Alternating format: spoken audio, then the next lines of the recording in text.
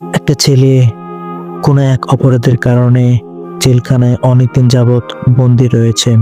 তাকে ফিরে আনার চেষ্টার কোনো কমতি রাখেনি নিম্ন মধ্যবিত্ত পরিবারটি।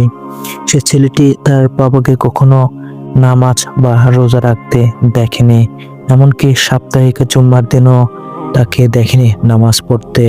বছরে 2টা ঈদ, সেখানেও তিনি ছিল অনিয়মিত। মোট কথা, তার বাবা ছিল একজন পথভ্রষ্ট লোক, কিন্তু সেই ছেলেটিকে তার বাবা খুব ভালোবাসতো। সেই ছেলেটিকে পাওয়ার আশা এবং শোকে নিয়মিত মসজিদে সে নামাজ পড়ত।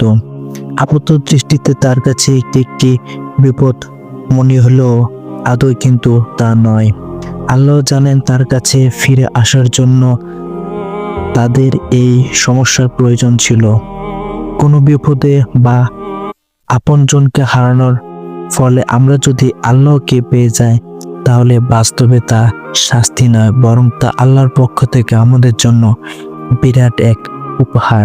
এছাড়া একটি হাদিস, রাসূলুল্লাহ সাল্লাল্লাহু আলাইহি ওয়াসাল্লাম বলেছেন, কোনো মুসলিমের উপর কোনো বিপদ নিপাতিত হলে তার বিনিময়ে তার গুনাহের কাফফারা হয়ে যায়, এমনকি ক্ষুদ্রতর কোনো কাটা বৃত্ত হলেও।